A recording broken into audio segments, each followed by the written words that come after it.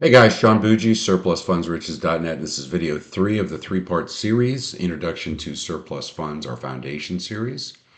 If you have stumbled on this video first, I will put a link up here because you really need to start on video 1. You need to start on video 1.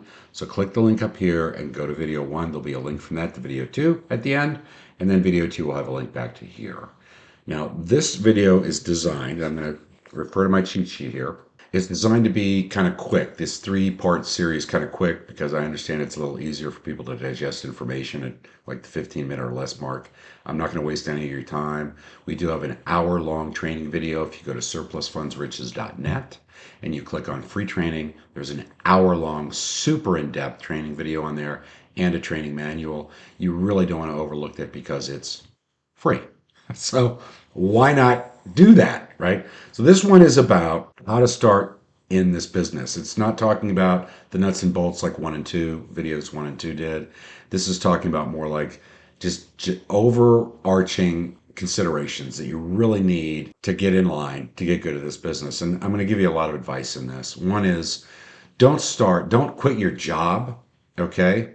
Don't quit your day job and jump into this and go, I'm going to be rich. A couple reasons here. First of all, there is a learning curve regardless of what you're doing. Secondly, guys, most counties pay out in about 3 months. Some take 6 or 9. So as you're working through it, you're going to want to have a constant source of income while you're learning this new skill set. And you don't want to do that and go broke, right? So it's very important. A lot of people say, oh, just quit and get rolling. I have some competitors that tell people that. You're crazy.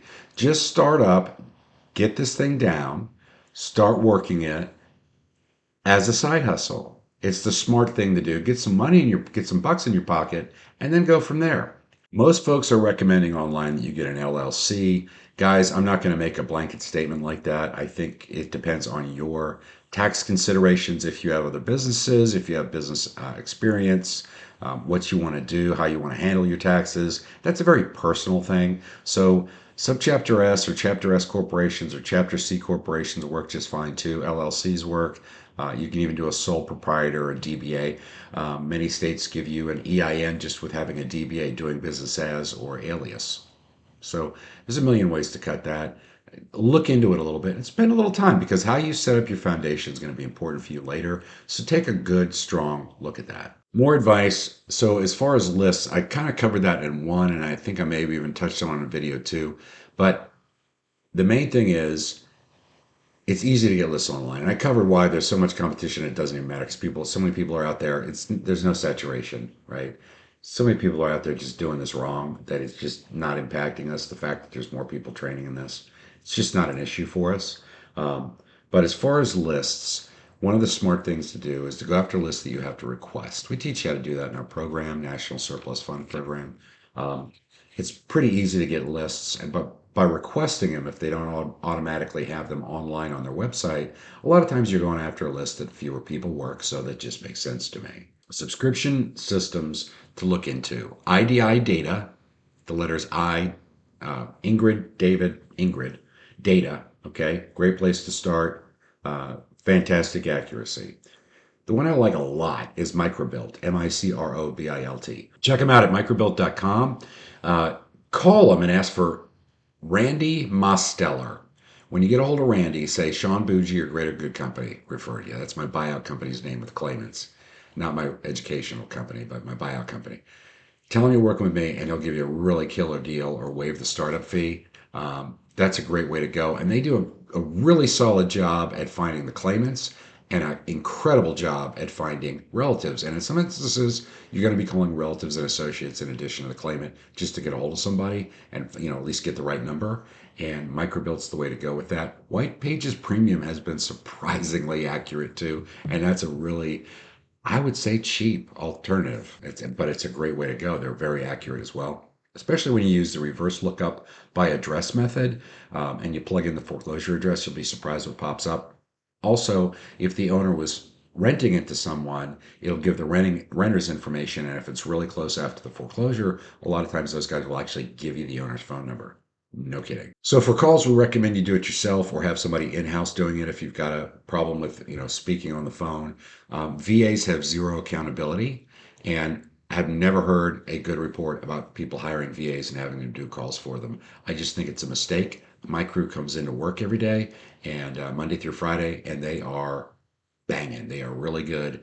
And because I can hear it, and so can my supervisor, we can adjust and tweak as we go. Having somebody there is very important. Don't limit yourself to your home state, guys. A lot of people do this. Well, I'm in Texas, so I'm going to work Texas, or I'm in Oklahoma, so I'm going to. Why? Everything you do is online from home. You can get the list online. You can do the research on the debt online. You can do everything online. You can call them.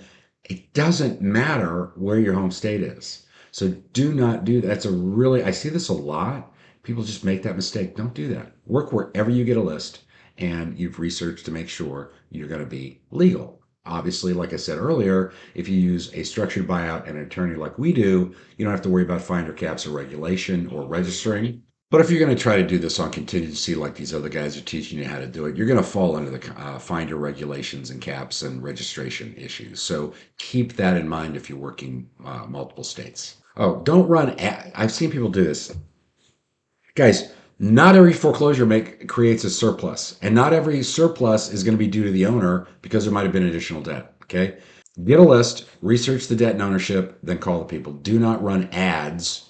I actually saw people do this. Did you recently have a foreclosure? Give me a call. You might have money due back to you.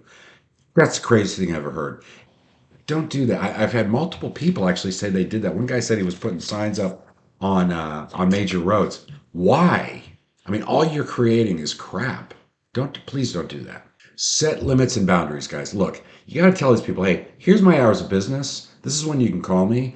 This is an under promise and over deliver, right? Probably it could take 6, 9 months if you think it's going to be 3. Make sure you're very upfront with these guys and you set solid boundaries. Hey, you can't call me every day. There's nothing to report. The claim's been filed. It hasn't been reviewed yet. I promise you I'm going to call you when I do it. Now look, don't get mad at your money, so to speak, right? But set boundaries. Do not, if you haven't heard anything else, I did this in the other video. Listen up. Listen up. Do not work out of desperation. Don't quit your job and do this and it's got to work, okay? Or you've got to make this thing work. You've got to make X amount of dollars in a short amount of time. You've got to be able to walk away to negotiate with people. Look, if they say, no, you got to charge enough money, guys, to stay in business and to be able to pay your bills. So you got to stick to your guns. And if they're like, oh, no, I want to give you 2%. All right, well, like I can't make that work, man. I appreciate your time. I understand where you're coming from. You're trying to make the most amount of money. I'm going to send you a follow-up letter, so if you change your mind, you can give me a call. I just really appreciate you talking to me today. Have a great day. I'm going to hang up. Thank you. Bye. Guys, stop trying to make every deal work, okay? Stop. Well, I'm trying to help people, so I'm going to just take 5%. That's not going to cover your costs. If they can't pay what it's going to take for you to keep rolling on that particular file, go to the next one. And I promise you guys, used to be a realtor, used to list properties. They try to ding me, right? Bang me up on my commission. And I go, hey, I can't make that work. I appreciate what you're saying. I understand you're trying to make the most out of your house. I've just really enjoyed talking to you today. If you change your mind, give me a call.